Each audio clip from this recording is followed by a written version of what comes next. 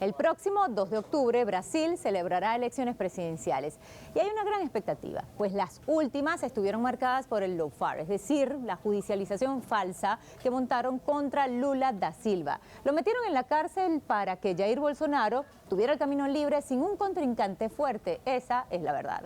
Desde entonces, y luego del golpe de Estado a Dilma Rousseff, se montó en el poder la ultraderecha y el país brasileño retrocedió en las conquistas sociales logradas por el pueblo con los gobiernos progresistas de Lula y de Dilma. Lula salió en libertad y está montado en la carrera por las presidenciales. ¿Y saben quién es su contrincante? El mismísimo Jair Bolsonaro, que pese a los escándalos que han rodeado su mandato, piensa medirse nuevamente. Pero no de manera limpia. Como ya no pueden privar de libertad nuevamente a Lula, dice uno, enfilan una campaña sucia y estrategia comunicacional en su contra. La guerra está en la mente y el gran desafío de los brasileños será no dejarse manipular. Brasil, guerra mediática por las presidenciales. Pongamos el punto en la I.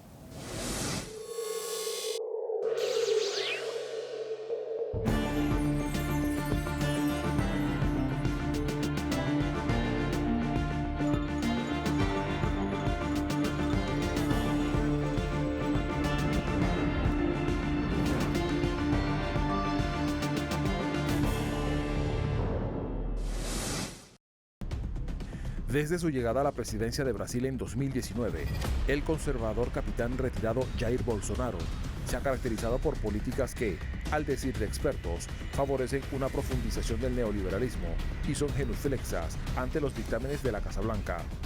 Durante su mandato, ha generado polémicas por su postura respecto a la diversidad sexual, las mujeres y el medio ambiente, además de defender la pasada dictadura en Brasil y mantener un fuerte antagonismo con la prensa. La militarización ha sido puntual en el proyecto bolsonarista. Sin pudor, el presidente se declara proarmamentista y considera que la democracia existe solo cuando las Fuerzas Armadas lo deciden.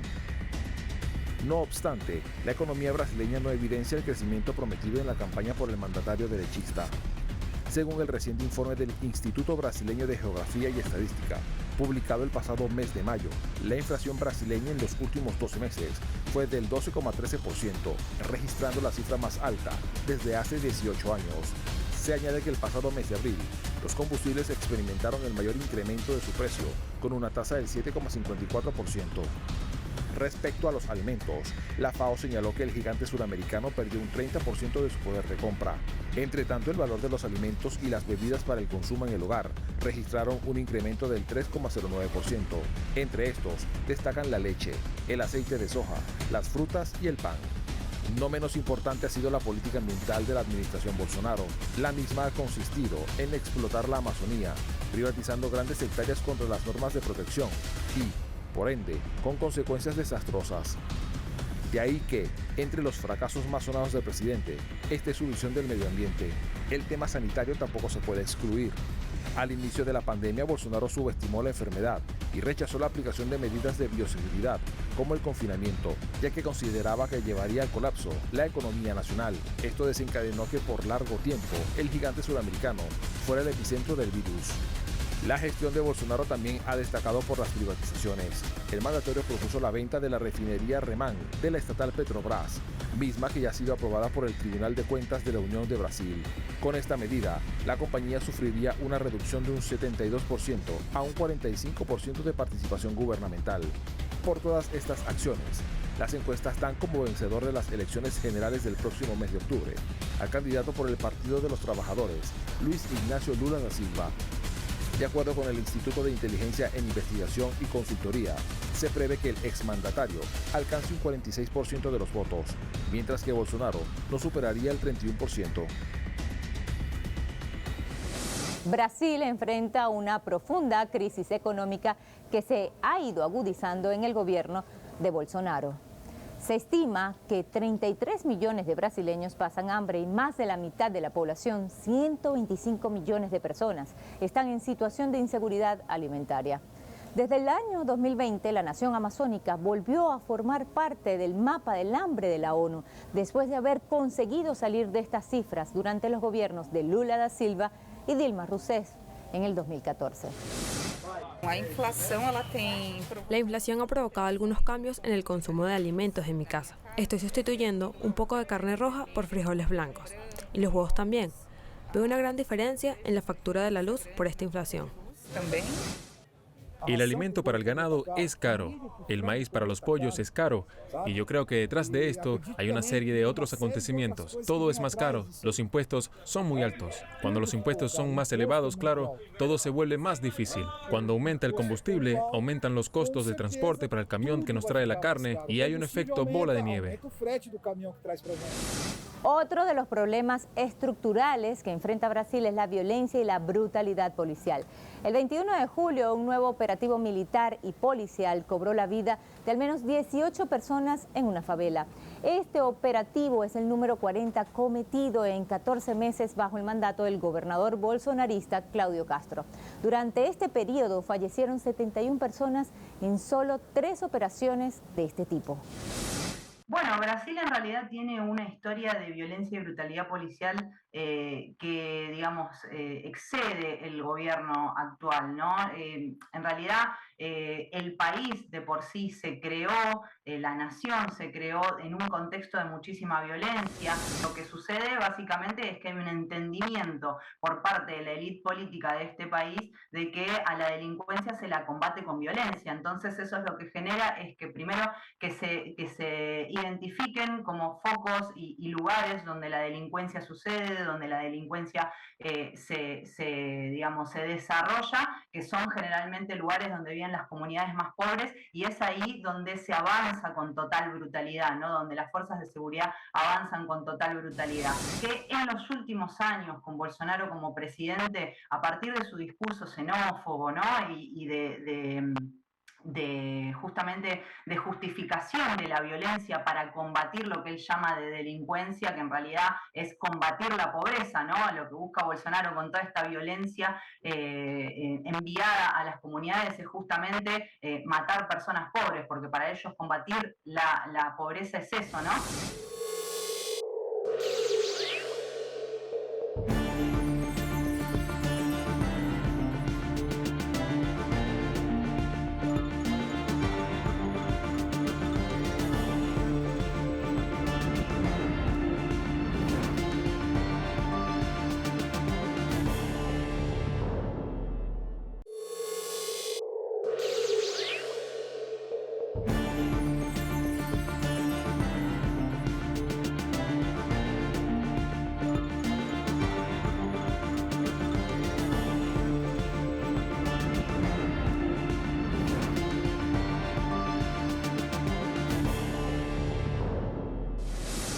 El liderazgo de Lula en todas las encuestas frente a Jair Bolsonaro ha generado un clima de desprestigio del sistema electoral brasileño por parte del mandatario derechista.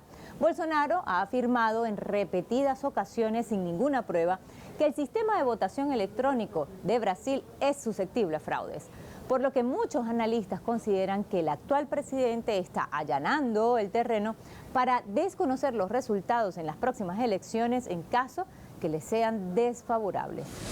Ahora, es muy curioso este análisis que hace el presidente, ¿no? Esta retórica del presidente, porque él mismo se eligió en el año 2018 como presidente de la República a través del voto electrónico, y en ese momento no hubo cuestionamientos de su parte sobre el resultado de la elección. Previamente a la elección del 2018, Bolsonaro también en varias oportunidades se eligió como diputado federal a través del sistema de urnas electrónicas. Sus hijos también, Eduardo Bolsonaro, Flavio Bolsonaro, Carlos Bolsonaro, que es vereador concejal en la ciudad de Río de Janeiro, se han elegido a través del sistema de urnas electrónicas, pero cuando ellos obtienen el triunfo no hay ningún tipo de cuestionamiento, ¿no? Esto se hace básicamente para justificar lo que ellos quisieran en realidad que sea un golpe de Estado, solo que bueno, a partir de un posicionamiento que hubo de la Embajada de Estados Unidos recientemente, la semana pasada, la Embajada de Estados Unidos publicó una nota oficial diciendo que el sistema de votación electrónico de Brasil era un ejemplo para el mundo. A partir de ese posicionamiento, bueno, Bolsonaro ha tenido, ¿no?, que empezar como a entender que no va a tener el apoyo de las Fuerzas Armadas en su totalidad, como él creía, que no va a tener el apoyo del imperialismo para impulsar un golpe de Estado. Entonces, bueno, de alguna manera ese discurso, si bien lo va a sostener hasta el final, porque también es necesario como para mantener a su base más radicalizada, ¿no?, que es a lo que él apuesta, la verdad es que cada vez vemos menos posibilidades de que eso suceda. El mandatario Jair Bolsonaro ha atacado a figuras del Supremo Tribunal Federal, como Edson Fachin y Luis Roberto Barroso, alegando que planean un golpe para posicionar a Luis Ignacio Lula da Silva. Edson Fachin ha destacado que es inaceptable el negacionismo electoral de una personalidad pública importante dentro de un país democrático y que una acusación de fraude sin presentar pruebas es muy grave. Por su parte, el presidente del Senado, Rodrigo Pacheco, afirmó que la seguridad de las urnas electrónicas y la integridad del proceso electoral ya no pueden ser puestas en duda. El pasado 26 de julio, una comisión integrada por representantes de al menos 18 organizaciones civiles de Brasil sostuvo en la capital estadounidense de Washington varias reuniones con instituciones y políticos de ese país, con el propósito de alertar sobre las amenazas que ha realizado Jair Bolsonaro contra el proceso electoral de octubre. El grupo está conformado por defensores de derechos humanos y de la comunidad LGBTIQ+, proambientalistas y afrobrasileños, quienes con su presencia en Estados Unidos dan cuenta de un incremento de la persecución en su contra y de la violencia política en el gigante suramericano. De acuerdo con el diario español El País, el partido de ultraderecha español Vox realizó un documental contra Lula da Silva utilizando fondos públicos del Ministerio de Cultura y Deporte de España, así como lo escuchan. El financiamiento del documental llegó a través de la Fundación Disenso, en la que Santiago Abascal, líder fundador de Vox, es patrono vitalicio. Este documental muestra algunas figuras de la ultraderecha internacional cuestionando a Lula y al Frente de Izquierda Foro de Sao Paulo. Y nuevamente la satanización del comunismo es la excusa perfecta para generar miedos sobre la base de mentiras. Hace poco tiempo hubo un encuentro de estos líderes de las extremas derechas en el cual participó el hijo del presidente Eduardo Bolsonaro, que es diputado por San Paulo. Y bueno, digamos, probablemente este documental lo que busca es tratar de desprestigiar a Lula de cara a la campaña, de cara a la elección que vamos a tener en octubre. Pero bueno, la verdad es que hasta ahora ha tenido muy poco impacto, como muestran las encuestas. Lula es claro favorito y bueno, de parte de Vox, de parte de otros movimientos de extrema derecha en el mundo, ellos lo que ven en Brasil es que es el único bastión que les queda como para pelear, ¿no?, de forma más concreta, para que ellos puedan sostener estas cuestiones más ideológicas en espacios de poder, porque hasta ahora, digamos, si bien las extremas derechas han ido ganando fuerza a nivel internacional en diferentes países, conquistando bancas en diferentes congresos y demás, lo cierto es que son pocos los países donde la extrema derecha gobierna. Los intentos de asesinato político contra el ahora candidato de la izquierda brasileña, Lula da Silva, no son nuevos. El pasado mes de marzo, la justicia de ese país anuló todas las condenas que pesaban en contra del dirigente del Partido de los Trabajadores, relacionadas con la Operación Lava Jato. El Comité de Derechos Humanos de la ONU concluyó el pasado mes de abril que el exmagistrado Sergio Moro fue parcial durante los juicios relacionados con esta investigación en contra de Lula. Y hay que recordar además que todos estos ataques no solo fueron para desprestigiar su imagen, sino un proceso bien concebido para impedir que participara en las pasadas elecciones del 2018. Y están nuevamente armando un escenario mediático para sacarlo del camino.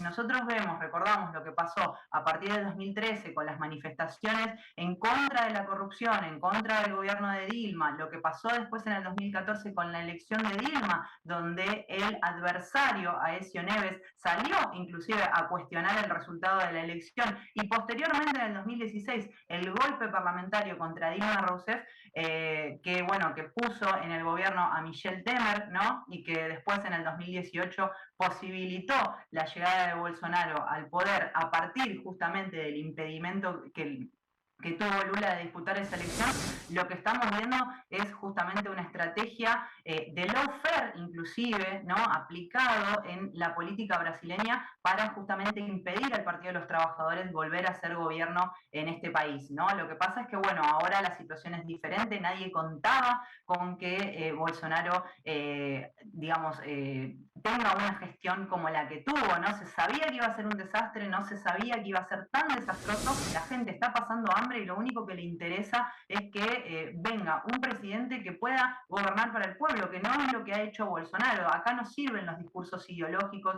ya no sirve hablar de la corrupción como ha intentado hacer el presidente Bolsonaro, como intentan hacer los aliados del presidente Bolsonaro, ya no sirve hablar de la corrupción del Partido de los Trabajadores, porque la verdad es que grandes casos de corrupción suceden en este gobierno, en el gobierno de Jair Bolsonaro, y además la justicia, la Corte Suprema de Justicia anuló las causas que Lula tenía por corrupción, por diferentes cuestiones, ¿no?, que Lula ha sabido responder en la justicia y que de hecho por los cuales permaneció preso más de 500 días, ¿no?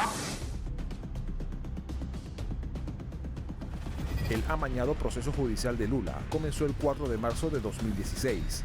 El entonces juez federal, Sergio Moro, ordenó llevarlo a declarar por sospechas de ocultar patrimonio y presunto lavado de dinero en el contexto de la investigación anticorrupción, conocida como Lavallato.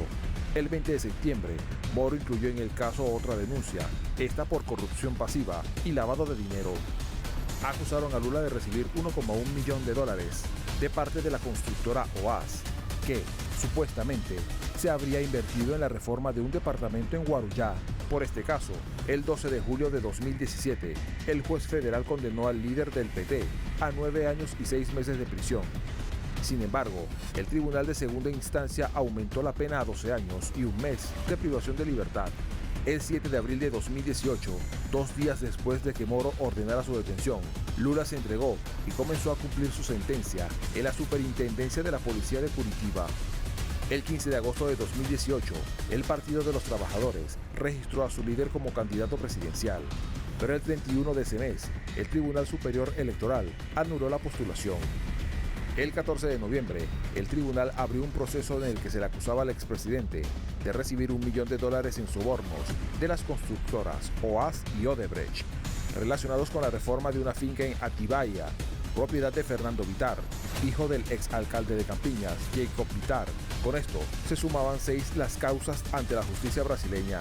El 6 de febrero de 2019, Lula recibió una condena de 12 años y 11 meses de cárcel por este caso.